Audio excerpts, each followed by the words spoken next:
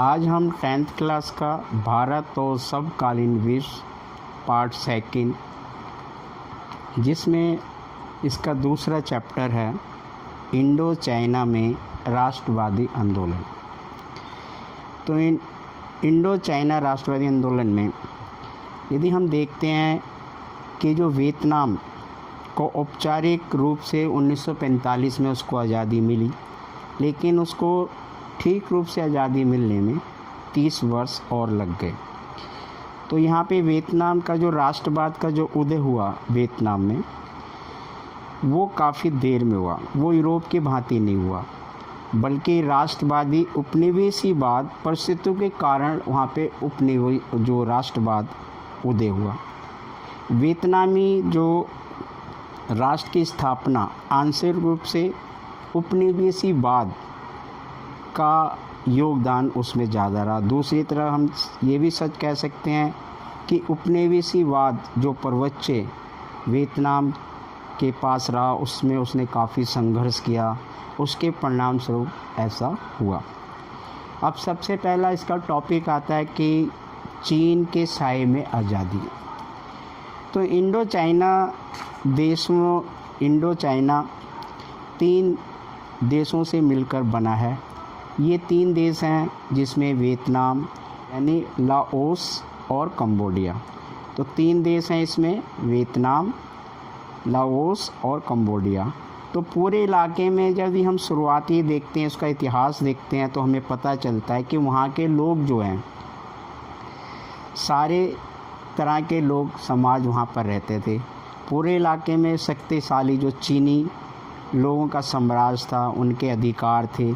इसलिए वहाँ के लोगों ने चीनी जो सभ्यता है, चीनी रहन सहन है, चीनी भी संस्कृति को अपना रखा था और वहाँ स्वतंत्र देश की स्थापना अब उन्होंने कर ली थी।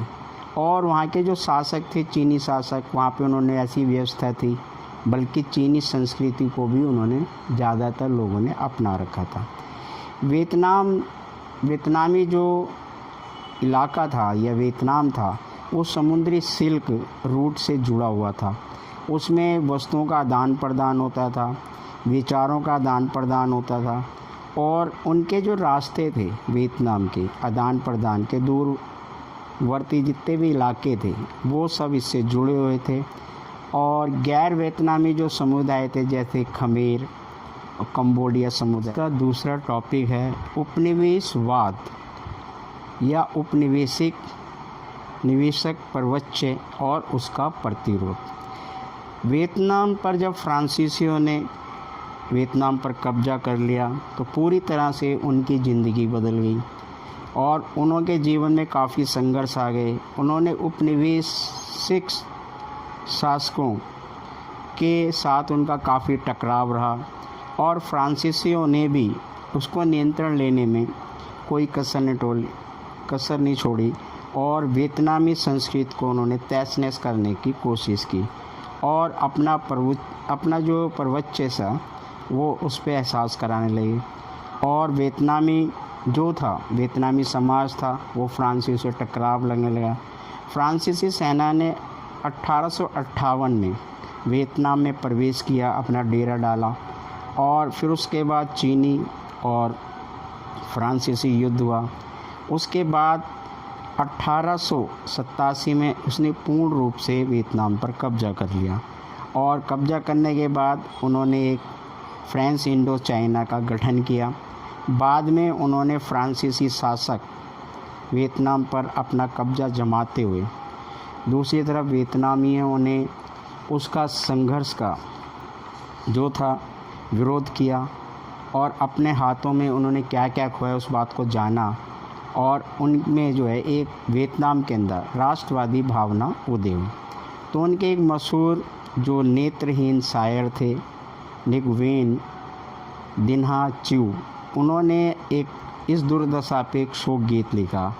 मैं चिर अंधकार में जीने को तैयार हूँ, गद्दारों के मुंह देखना मुझे मंजूर नहीं, मुझे कोई आदम जात न दिखे, कोई बात नहीं, किसी इंसान को पीड़ा मुझे मंजूर नहीं, मैं कुछ ना देखूं, कोई बात ना कहूं, वतन को छिन भिन होते नहीं देख सकता। ये बात वहाँ के एक नेत्रहीन शायर ने। फ्रांसीसियों को उपनिवेशवाद की ज़रूरत क्यों पड़ी? जब फ्रांसीसियों को उपनिवेशवाद की इसलिए ज़रूरत पड़ी कि वहाँ पे उन्होंने देखा वियतनाम में प्राकृतिक संसाधन का वो अधिक से अधिक उपयोग कर सके, और दूसरी बात ये भी थी कि जो यूरोप के फ्रांसीसी थे वो ये चाहते थे कि इनके अंदर यूरोपीय राष्ट्र का दायित्व आए, इनमें एक सुधार आए, इनको राष्ट्रों को जो है यूरोपीय राष्ट्रों से जोड़ा जाए।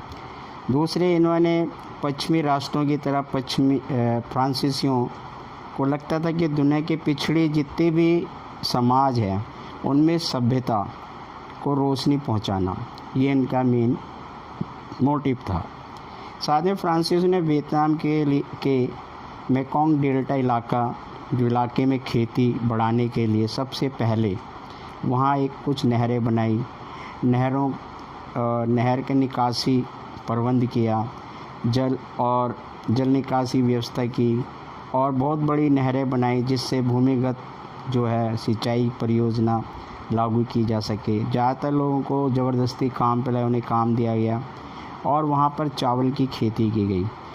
तो 1873 में फ्रांसीसियों ने वियतनाम में चावल की खेती 2,74,000 हेक्टेयर पर खेती की, और 27 साल बाद 1900 में उन्होंने क्षेत्रफल जो है 11 लाख हेक्टेयर से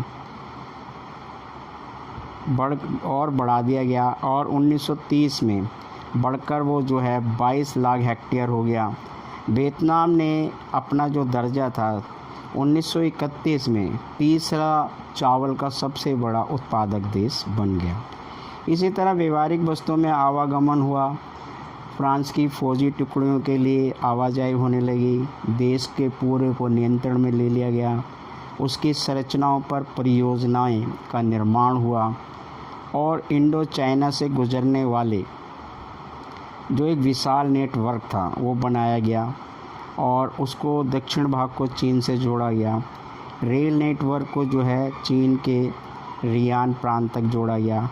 उसके बाद एक रेलवे लाइन बिछाई गई जिसको कंबोडिया की राजधानी पनोह तक पहुंचाया गया, और फिर वियतनाम के शहर सियाम तक उसको लाया गया।